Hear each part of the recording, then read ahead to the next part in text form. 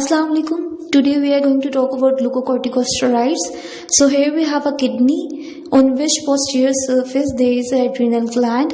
And अगर हम kidney का एक पार्ट ले लेते हैं तो यहाँ पर हमारे पास मेडुला प्रेजेंट है जिसके अंदर ब्लड वेसल्स एम्बेडेड है एंड आउटर सरफेस पर हमारे पास कॉर्टेक्स प्रेजेंट होता है. ये कॉर्टेक्स हमारे पास 3 हार्मोन्स रिलीज करता है, ग्लूकोकॉर्टिकॉइड्स, मिनरल कॉर्टिकॉइड्स और सेक्स हार्मोन्स रिलीज करता है. Glucocorticoids are mainly involved in glucose metabolism. Further ये फैट्स की और प्रोटीन्स की मेटाबॉलिज्म में भी इन्वॉल्व होते हैं. Glucocorticoids are cortisol, hydrocortisone and corticosterone. They are C21 and इनका फंक्शन क्या होता है? ग्लूकोज की मेटाबॉलिज्म करवाना, इन्फ्लेमेशन को कंट्रोल करवाना, स्ट्रेस में भी ये रिस्पॉन्स करते हैं. They suppress the immune system and instead mineralocorticoids का क्या फंक्शन होता है? They maintain fluid and electrolyte balance in the body.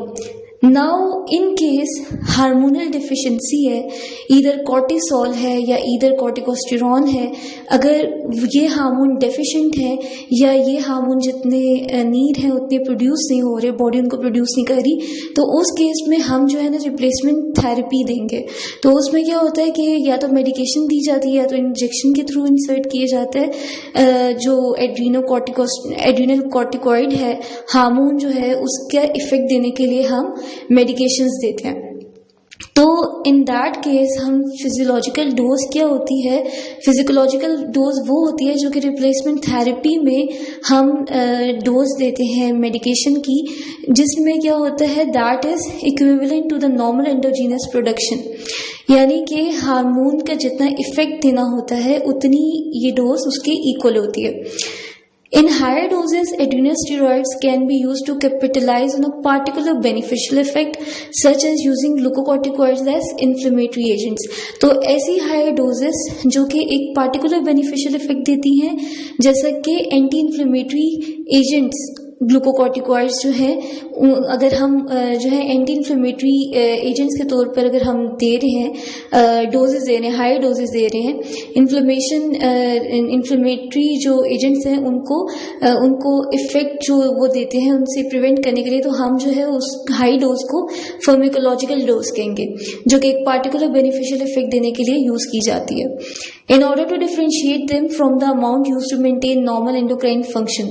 तो फिजियोलॉजिकल डोज वो होती है जो कि एक नॉर्मल एंडोक्राइन फंक्शन को मेंटेन करने के लिए दी जाती है, और फार्माकोलॉजिकल डोज वो होती है जो कि हायर अमाउंट में दी जाती है बट एक पार्टिकुलर बेनिफिशियल इफेक्ट देने के लिए हम उसको यूज करते हैं. Steroid synthesis. अब हमारे पास स्टेरॉइड्स जो हार्मोन्स होते हैं उनकी 3 प्राइमरी पाथवेज के थ्रू सिंथेसिस होती है, each leading to one of the major types of steroid hormone. Mineralocorticoids pathway synthesize aldosterone, glucocorticoids pathway synthesize cortisol and the androgen और estrogen pathway leads to the synthesis of sex hormones. But mineralocorticoids और glucocorticoids जो pathway होते हैं they are predominant because जो sexual hormones होते हैं that are sex hormones, they are present in the gonads where hormones are synthesised in testis of man and ovaries of women. अब हमारे पास मिनरल कॉर्टिकॉइड्स पाथवे है, glucocorticoids pathway और sex hormones है. जो mainly precursor होता है जो कि इन तीनों हार्मोन्स को प्रोड्यूस कर रहा होता है that is known as cholesterol. Cholesterol से फिर फर्दर आगे ये तीनों हार्मोन्स प्रोड्यूस होते हैं. तो मेनली हमारे पास क्या है? कोलेस्ट्रॉल है. कोलेस्ट्रॉल से आगे प्रेग्निनोलॉन प्रोड्यूस होगा. प्रेग्निनोलॉन फिर क्या करेगा? आगे प्रोजेस्ट्रॉन में कन्वर्ट होता है एंड आगे फिर ये क्या होगा? अब इसे ग्लूकोकॉर्टिकॉइड को भी प्रोड्यूस करना है, तो ये आगे फिर फर्दर जो है 17 हाइड्रोक्स प्रेग्निनोलॉन में कन्वर्ट होगा और फिर प्रोजेस्ट्रॉन भी आगे 17 हाइड्रोक्साइल प्रोजेस्ट्रॉन में कन्वर्ट हो जाता है. एंड फर्दर आगे ये फिर 17 हाइड्रोक्साइल प्रेग्निनोलॉन फिर सेक्स हार्मोन्स को प्रोड्यूस करने के लिए डीहाइड्रो एपेंड्रोस्टेरॉन में कन्वर्ट होगा, that is also known as DHEA. फिर हमारे पास 17 हाइड्रोक्साइल प्रोजेस्ट्रॉन जो है वो एंड्रोस्टीन डायोन में कन्वर्ट हो जाएगा. Now we have 11-deoxycorticosterone. 11-deoxycorticosterone convert होता है कॉर्टिकोस्टेरॉन में, एंड ये अगर फिर फर्दर कन्वर्ट होता है इनटू 18 हाइड्रोक्साइल कॉर्टिकोस्टेरॉन में, एंड लास्ट में हमें एल्डोस्टेरॉन जो है वो मिल जाता है. That is a mineral corticoid. Now glucocorticoids में क्या होता है, यही जो 17 हाइड्रोक्साइल प्रोजेस्टेरॉन होता है कन्वर्ट होता है इनटू 11-deoxycortisol, एंड ये फिर लास्ट में कन्वर्ट हो जाता है into cortisol, that is glucocorticoid. And sex hormone में हमारे पास ये एल्डोस्टेरोन जो है वो टेस्टोस्टेरोन में कन्वर्ट होता है, और अगर टेस्टोस्टेरोन इसको फर्दर अगर आगे कन्वर्ट होना है तो ये एस्ट्राडियोल में कन्वर्ट होगा और डाईहाइड्रोटेस्टोस्टेरोन में फिर कन्वर्ट हो जाता है. तो ये 3 पाथवेज होते हैं जिनके थ्रू कोलेस्ट्रॉल की कन्वर्जन होती है इनटू एल्डोस्टेरोन, कॉर्टिसोल और टेस्टोस्टेरोन के अंदर. सिंथेटिक ग्लूकोकॉर्टिकॉइड्स, इसमें हमारे पास डेक्सामेथासोन आ जाता है. ये बहुत ज्यादा पोटेंट होता है glucocorticoid as compare to cortisol और दूसरे जितने भी ग्लूकोकॉर्टिकॉइड्स होते हैं, क्योंकि ये इन्फ्लेमेशन को बहुत हाईली रिड्यूस करता है, but it has a smaller tendency to cause sodium retention. Role of glucocorticoids in normal function. अब इसमें होता क्या है कि जब कॉर्टिसोल का लेवल बहुत ज्यादा हाई हो जाता है तो ये CRH और ACTH का जो लेवल होता है उसको सप्रेस कर देता है in the hypothalamus and the pituitary.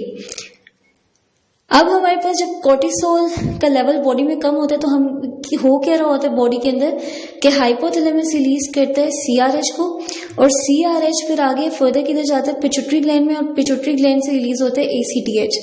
अब ये ACTH क्या कहता है, एड्रीनल ग्लैंड को स्टिमुलेट करता है, जो कि किधर होता है posterior surface of the kidney में प्रेजेंट होता है. अब ये एड्रीनल ग्लैंड क्या फिर रिलीज करता है कॉर्टिसोल, लेकिन जब कॉर्टिसोल का लेवल बहुत ज्यादा हाई हो जाता है बॉडी के अंदर तो फिर ये नेगेटिव फीडबैक देता है, जिसमें हमारे पास जो ACTH का लेवल होता है इन द पिट्यूटरी और CRH का लेवल होता है इन द हाइपोथैलेमस, वो हमारे पास कम हो जाता है ताकि इसकी फर्दर और ज्यादा स्क्रीशन ना हो सके. Mechanism of action of glucocorticosteroids. Glucocorticoids exert their classic cellular effects first by entering the target cell and binding to a receptor located in the cytosol.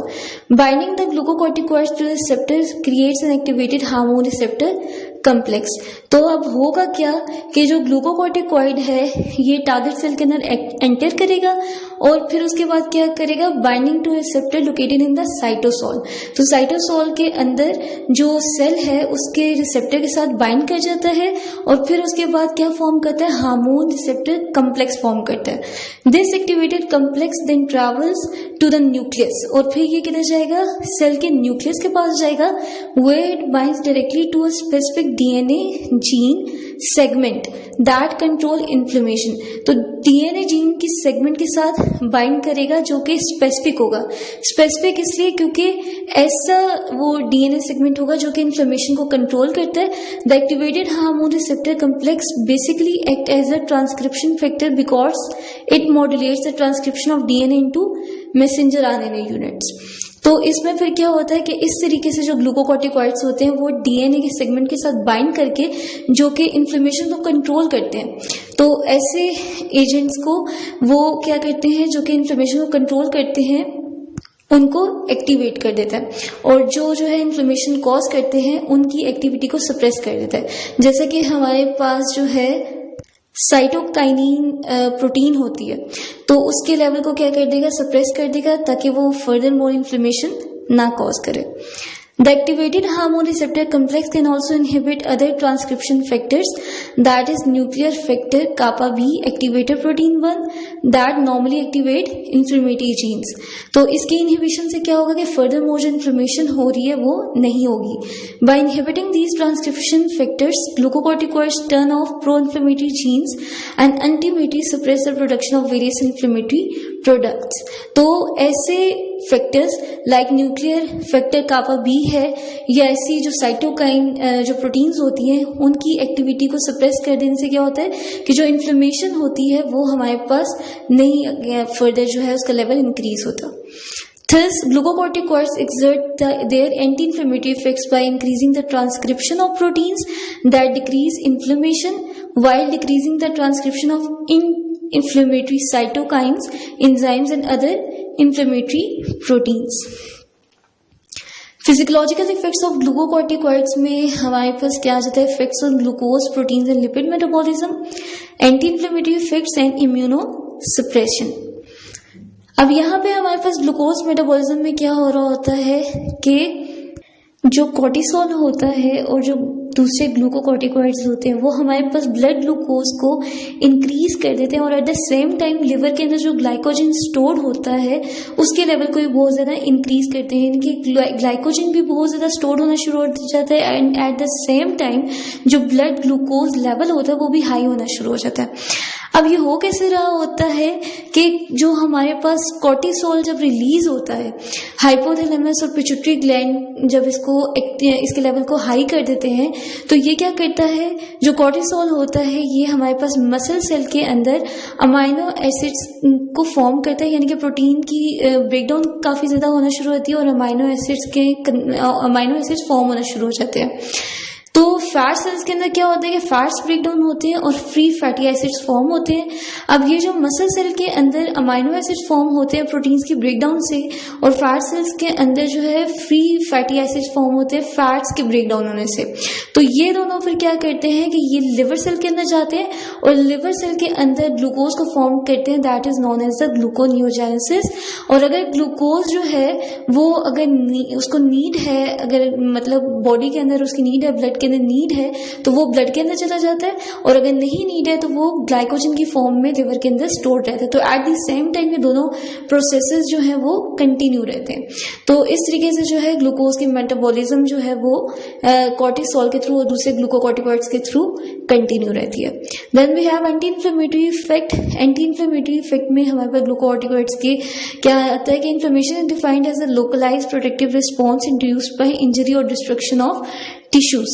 अब क्या होता है, इन्फ्लेमेशन तब होती है कि जब भी कभी किसी भी साइड पे इंजरी होती है या टिश्यूज जो है वो उनकी डिस्ट्रक्शन होती है तो उसके रिस्पॉन्स में लोकल एरिया पे as a protective response inflammation cause होती है। When the tissue is injured by mechanical or chemical factors, some substances leak from the affected area. These substances produce series of reactions in the affected area. Chemical substances such as histamine, serotonin, leukotrienes, prostaglandins and bradykinin which are released from damaged tissue cause vasodilation and erythema rushing of blood in the affected area. अब क्या होगा कि इस case में क्योंकि अगर injury हुई है तो इन्फ्लेमेशन होना जरूरी है ताकि वहां पर प्रोटेक्टिव रिस्पॉन्स जो है वो शो हो सके। तो उसमें फिर क्या होगा कि उस एरिया में जहां पर इंजरी हुई है लोकल एरिया में वैसोडाइलेशन होना शुरू हो जाएगी, जो ब्लड होगा वो towards that local area rush out करेगा जिसको हम इरिथ्मा कंडीशन कहेंगे। From blood many leukocytes particularly neutrophils and monocyte infiltrate the affected area. Vasodilator substance released in the affected area increase the permeability of capillary membrane, resulting in the oozing out of blood into the interstitial space. Coagulation occurs in the interstitial fluid because of fibrinogen and other proteins which are leaked out from the blood. Finally, edema occurs because of heart clot formation. अब उससे क्या होगा कि जब blood उस side पे काफी ज्यादा रश आउट करेगा, वेजोडाइलेशन होगी इन दैट लोकल एरिया, तो उसकी वजह से क्या होगा, क्लॉट की फॉर्मेशन होना शुरू हो जाएगी जिसकी वजह से एडिमा कॉज होगा। Glucocorticoids prevent the inflammatory reaction and rapid healing. अब इसकी वजह से क्या होता है कि इन्फ्लेमेशन बहुत ज्यादा होती है क्योंकि ऐसे एंजाइम्स प्रोटीन्स रिलीज होते हैं जो कि इन्फ्लेमेशन को कॉज करते हैं।